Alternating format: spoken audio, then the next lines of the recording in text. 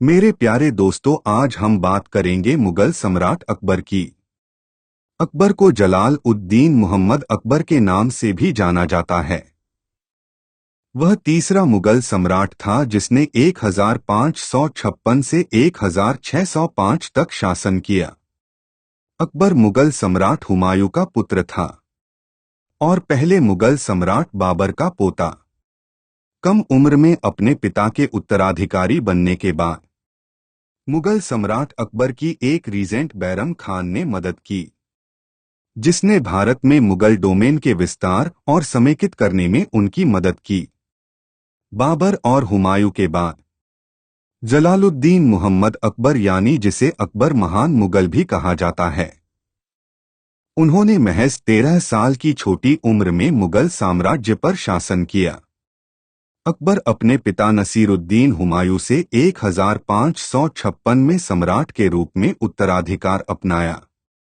अकबर महान ने एक महत्वपूर्ण मोड़ पर अपने पिता हुमायूं से पदभार संभाला और धीरे धीरे पूरे भारतीय उपमहाद्वीप को शामिल करने के लिए मुगल साम्राज्य का विस्तार किया। मुगल बादशाह अकबर सैन्य, राजनीति, संस्कृति और अर्थव्यवस्था के विषयों में सर्वोच्च था, इसलिए उसने पूरे राष्ट्र पर अपने अधिकार और प्रभाव का विस्तार किया।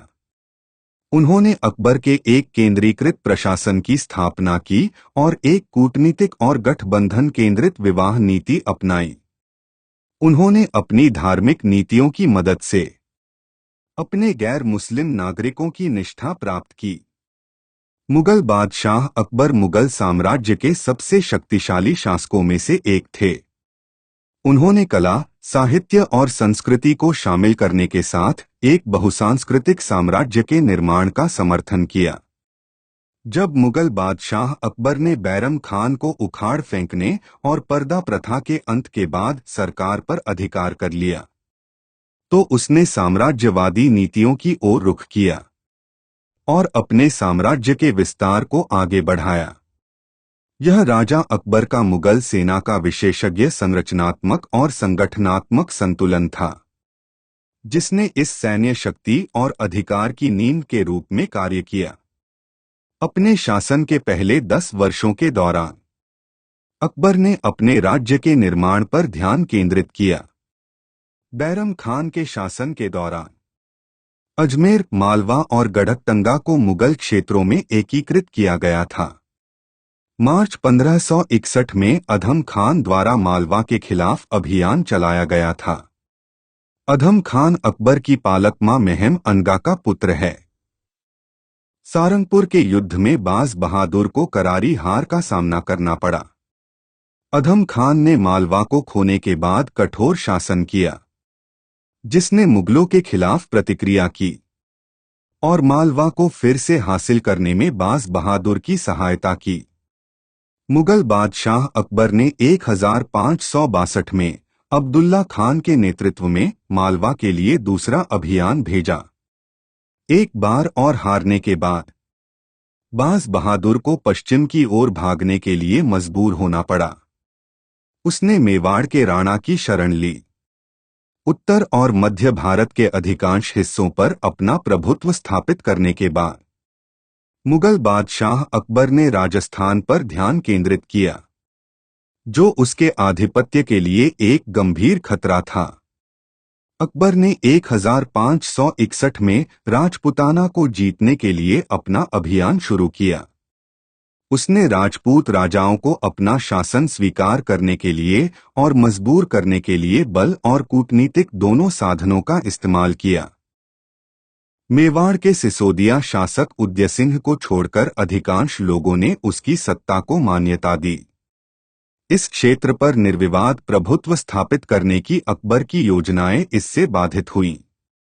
राजपूताना पर नियंत्रण पाने के लिए अकबर ने 1567 में मेवाड़ के चित्तौड़गढ़ किले पर हमला किया। उदय सिंह, जयमल और पट्टा के प्रमुखों ने 1568 में 4 महीनों के लिए सफलतापूर्वक मुगल सेना को खदेड़ दिया।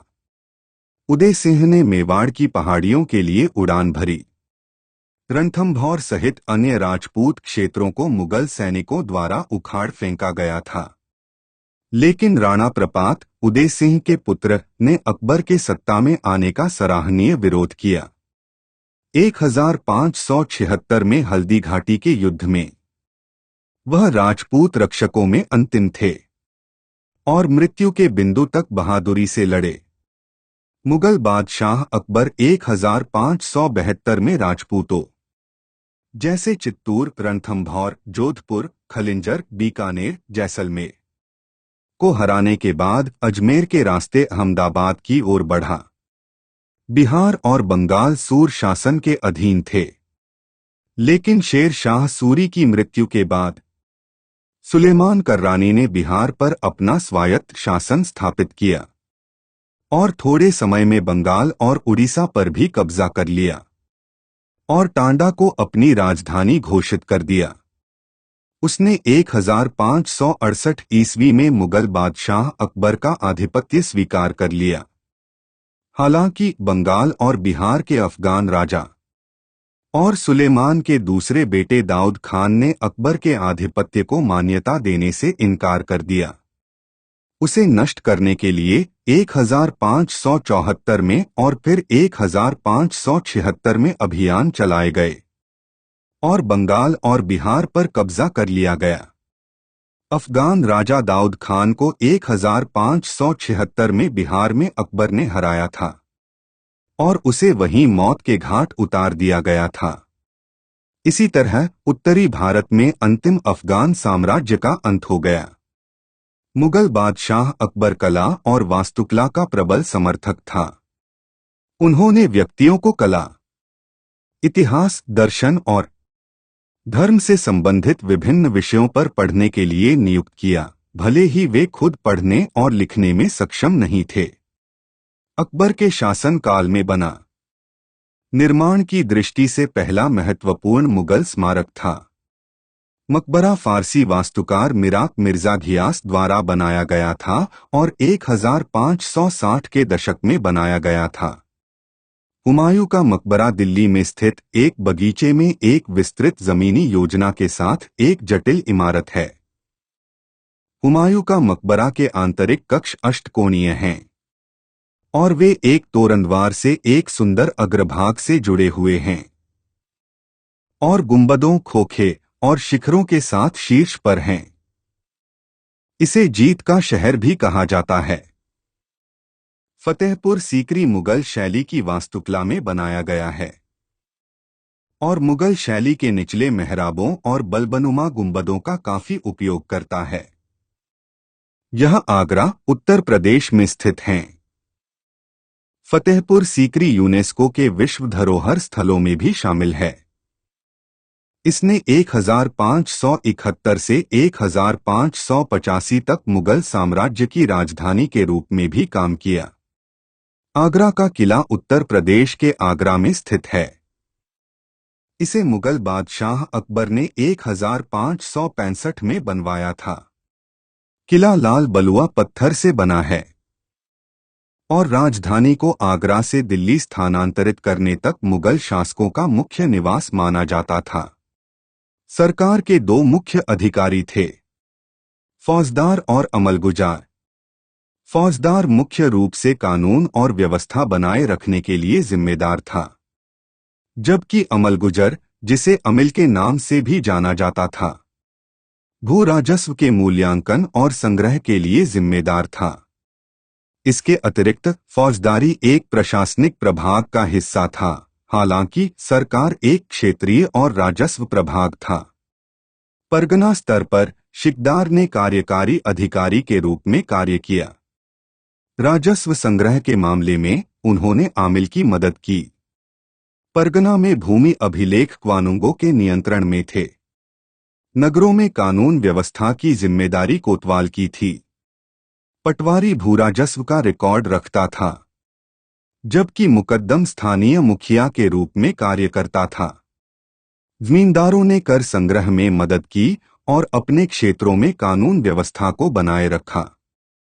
मुगल सम्राट अकबर के राजस्व मंत्री तोडरमल सफल और कुशल भूराजस्व और रिकॉर्ड प्रणाली को बनाने और लागू करने के लिए जिम्मेदार थे। मुगल सरकार के धन का प्राथमिक स्रोत भूराजस्व था और अकबर ने तालुका में महत्वपूर्ण सुधार लागू किए। उत्पादकता के आधार पर भूमि को 4 वर्गों पोलाज, परती, चाचर और बंजर में बांटा गया था। भूराजस्व का भुगतान बीघे में किया जाता था, जिसका भुगतान या तो पैसे या वस्तु के रूप में किया जा सकता था। अपने वित्त मंत्री टोडर मल के सुझाव पर अकबर साम्राज्य ने किसानों को कम ब्याज दरों पर ऋण दिया और प्राकृतिक आपदाओं जैसे सूखे या बाढ़ की स्थिति में करों में छूट की अनुमति दी। इसके अतिरिक्त उन्होंने राजस्व संग्राहकों को किसानों के प्रति अच्छा व्यवहार करने के लिए प्रोत्साहित करने के लिए विशिष्ट निर्देश दिए। इन सभी सुधारों ने मुगल साम्राज्य के उत्पादन और आय में काफी वृद्धि की। समृद्ध विषयों का निर्माण किया जिनके पास प्रचुर मात्रा में भोजन था। मुगल सम्राट अकबर ने औपचारिक रूप से 1571 ईस्वी में मनसबदारी के नाम से जानी जाने वाली नई प्रणाली को अपनाया। अरबी शब्द मनसब का अर्थ पद या रैंक होता है, तो कोट मनसबदार कोट एक अधिकारी या रैंक धारक को संदर्भित करता है। मनसबदारी प्रणाली की उत्पत्ति मध्य एशिया में हुई थी। मनसबदारों को कुल मिलाकर 66 श्रेणियों में विभाजित किया गया था। हालांकि उनमें से केवल 33 का ही वास्तव में उपयोग किया गया था। अकबर साम्राज्य ने मनसबदारों की नियुक्ति का समर्थन करने वाली दशमलव प्रणाली के भीतर 3 प्राथमिक पदाधिकारियों, बड़प्पन, सशस्त्र बलों और नौकरशाही को एक एकल प्रशासनिक निकाय में एकजुट करने का प्रयास किया। जागीरदारी प्रणाली मनसबदारी प्रणाली का एक अभिन्न अंग थी जिसे बादशाह अकबर के अधीन बनाया गया था और उसके उत्तराधिकारियों के शासन के दौरान इसमें कुछ बदलाव किए गए थे।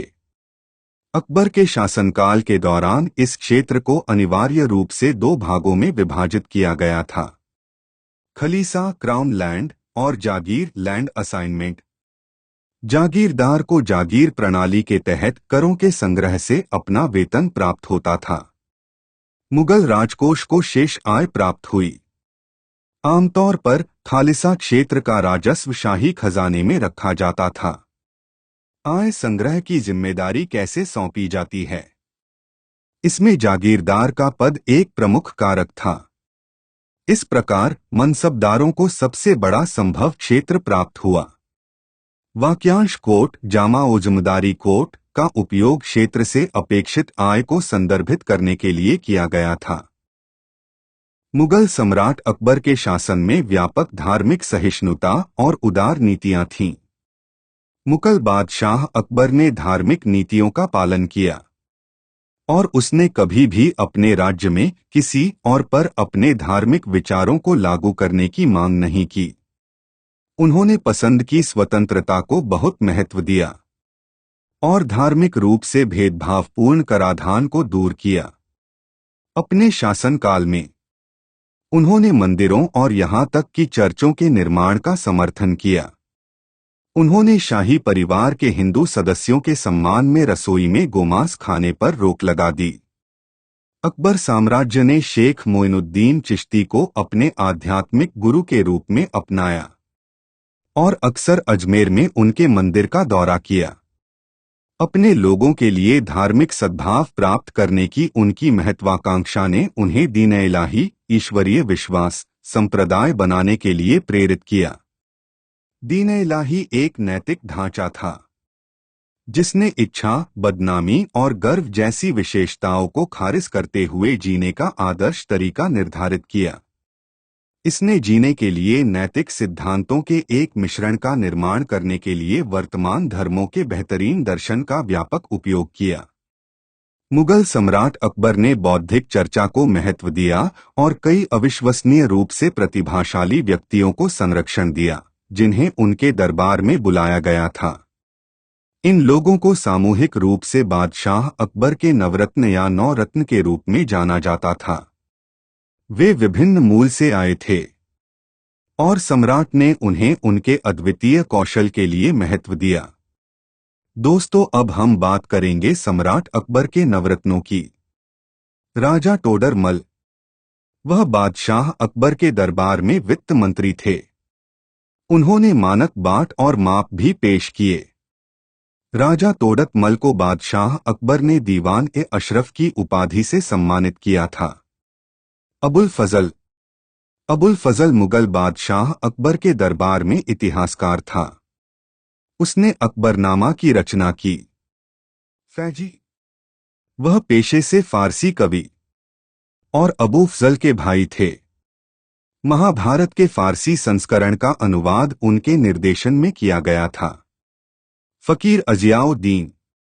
फकीर अजियाउद्दीन अकबर के प्रमुख सलाहकारों में से एक थे और सूफी संगीत का अभ्यास करते थे।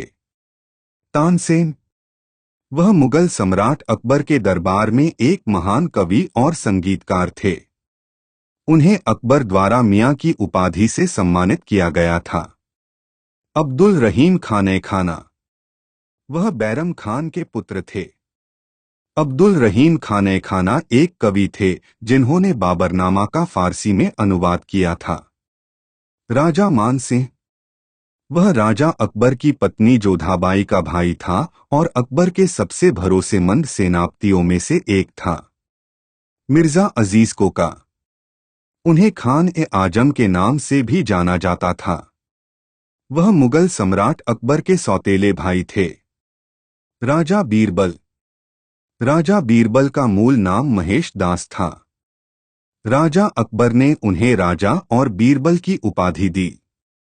असीरगढ़ की लड़ाई 1601 ईस्वी में सम्राट अकबर द्वारा लड़ी गई अंतिम लड़ाई थी, जिसमें खानदेश के मीरान बहादुर शासक थे। यह अकबर का अंतिम विजय अभियान था। सम्राट अकबर का 63 वर्ष की आयु में 27 अक्टूबर 1605 को फतेहपुर सीकरी में निधन हो गया। उसका उत्तराधिकारी उसका पुत्र जहांगीर बना। मुगल साम्राज्य के तीसरे बादशाह अकबर की मौत पेचिश के कारण हुई थी। कहा जाता है कि अकबर बादशाह इस बीमारी के शिकार हो गए थे और उनकी इस बीमारी का इलाज नहीं हो पाया। सबसे बड़ी बात कि 3 अक्टूबर को वो इस बीमारी से ग्रसित हुए और 25 अक्टूबर को उनकी मौत हो गई। अकबर का मकबरा उत्तर प्रदेश के सिकंदरा में है।